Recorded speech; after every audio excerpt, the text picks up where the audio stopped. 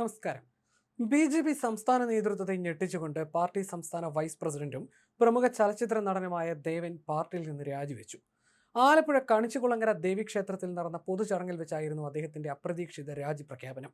ബി.ജെ.പിയുടെ പ്രാഥമിക അംഗത്വവും സംസ്ഥാന vice president പദവിയും ഒഴിഞ്ഞുകൊണ്ടുള്ള രാജിക്കത്ത് തയ്യാറാക്കി വെച്ചിട്ടുണ്ടെന്നും അതുടൻ പാർട്ടി നേതൃത്വത്തിന് കൈമാറുമെന്നും അദ്ദേഹം അറിയിച്ചു. കഴിഞ്ഞ 5 വർഷമായി ബി.ജെ.പിക്ക് വേണ്ടി അഗ്രസീവായി ഞാൻ പ്രവർത്തിച്ചിട്ടുണ്ട്.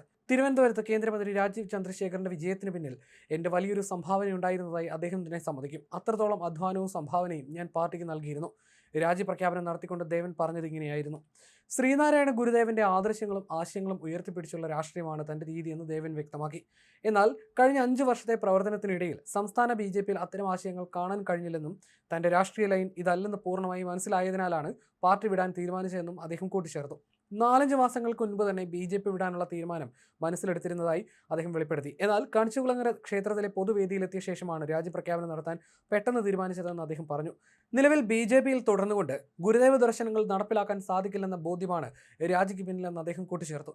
കഴിഞ്ഞ തെരഞ്ഞെടുപ്പിൽ ചില പ്രശ്നങ്ങൾ നേരിട്ടതായി ദേവൻ പറഞ്ഞു. വൈസ് പ്രസിഡന്റ് സ്ഥാനവും ബി.ജെ.പി പ്രാഥമിക അംഗത്വവും രാജിവെച്ചുകൊണ്ടുള്ള കത്ത് എഴുതി വെച്ചിരിക്കുന്നുവെന്നായിരുന്നു അദ്ദേഹത്തിന്റെ പ്രഖ്യാപനം. കത്തുടൻ സംസ്ഥാന നേതൃത്വത്തിന് കൈമാറും. 2004 കേരള പീപ്പിൾസ് പാർട്ടി എന്ന പേരിൽ സ്വന്തമായി രാഷ്ട്രീയ പാർട്ടി രൂപീകരിച്ചാണ് ദേവൻ സജീവ രാഷ്ട്രീയത്തിലേക്ക് പ്രവേശിക്കുന്നത്. 2004 വടക്കാഞ്ചേരി ഉപതെരഞ്ഞെടുപ്പിൽ അദ്ദേഹം മത്സരിക്കുകയും ചെയ്തിരുന്നു. എന്നാൽ സ്വന്തം പാർട്ടിയുമായി മുന്നോട്ട് പോകുന്നതിൽ കാര്യമില്ലെന്ന് ബോധ്യപ്പെട്ടതോടെയാണ് അദ്ദേഹം ബി.ജെ.പിയുമായി അടുക്കുന്നത്. 2021 മാർച്ച് മാസത്തിൽ കേന്ദ്ര ആഭ്യന്തരമന്ത്രി അമിത്ഷായുടെ സാന്നിധ്യത്തിലാണ് അദ്ദേഹത്തിന്റെ പാർട്ടി ബി.ജെ.പിയിൽ ലയിപ്പിച്ചത്. തുടർന്ന് പാർട്ടിയിൽ സജീവമായി പ്രവർത്തിച്ച ദേവനെ 2023 ഡിസംബറിൽ ബി.ജെ.പി സംസ്ഥാന ഉപാധ്യക്ഷനായി നിയോഗിക്കുകയും ചെയ്തു. കഴിഞ്ഞ നിയമസഭാ തെരഞ്ഞെടുപ്പിലും പാർട്ടി തെരഞ്ഞെടുപ്പ് പ്രചാരണങ്ങളിലും അദ്ദേഹം മുൻപന്തിയിലുണ്ടായിരുന്നു. പ്രചാരണത്തിനിടെ ചില വിവാദങ്ങളിലും അദ്ദേഹം പെട്ടിരുന്നു.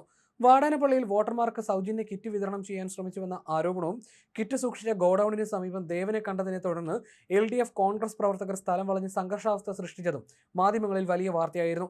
നിയമസഭാ തെരഞ്ഞെടുപ്പിൽ സ്ഥാനാർത്ഥിയായി മത്സരിക്കാൻ തനിക്ക് ആഗ്രഹമുണ്ടായിരുന്നതായി ദേവൻ മുൻപ് തുറന്നു പറഞ്ഞിരുന്നു. എന്നാൽ പാർട്ടി നേതൃത്വം അദ്ദേഹത്തിന് സീറ്റ് നൽകിയിരുന്നില്ല. കഴിഞ്ഞ നിയമസഭാ തെരഞ്ഞെടുപ്പ് കാലത്ത് ചില പ്രശ്നങ്ങൾ ഉണ്ടായിരുന്നുവെന്നും എന്നാൽ അതിലേക്കൊന്നും ഇപ്പോൾ കൂടുതൽ കടക്കാൻ താൻ ആഗ്രഹിക്കുന്നില്ലെന്നും അദ്ദേഹം പ്രതികരിച്ചു.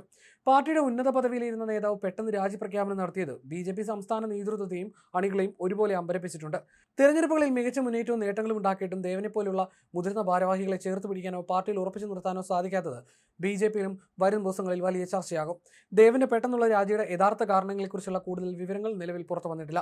അദ്ദേഹം മുന്നോട്ട് വെച്ച ആവശ്യങ്ങളോ പരാതികളോ പാർട്ടി പരിഗണിക്കാതിരുന്നതാണോ രാജിക്ക് പിന്നിലെന്ന് വ്യക്തമല്ല. വിഷയത്തിൽ ബി.ജെ.പി സംസ്ഥാന നേതൃത്വവും ഇതുവരെ ഔദ്യോഗികമായി പ്രതികരിച്ചിട്ടില്ല. കഴിഞ്ഞ 4 പതിറ്റാണ്ടായി മലയാള സിനിമയിൽ സജീവമാണ് 71-കാരനായ ദേവൻ. 1984 പുറത്തിറങ്ങിയ വെള്ളം എന്ന ചിത്രത്തിന്റെ നിർമ്മാതാവായിട്ടാണ് ചലച്ചിത്ര രംഗത്തേക്ക് അദ്ദേഹം കടന്നു വരുന്നത്. 1985 പുറത്തിറങ്ങിയ കൈയും തലയും പുറത്തെടുത്തതാണ് നടൻ എന്ന നിലയിൽ അദ്ദേഹത്തിന്റെ ആദ്യ ചിത്രം. ഊഴം, ആരണ്യകം, സൈമൺ പീറ്റർ, നിനക്ക് വേണ്ടി, ഒരു മിന്നാമിനുങ്ങിന്റെ നുറുങ്ങുവെട്ടം തുടങ്ങിയ ചിത്രങ്ങളിൽ നായകനായി.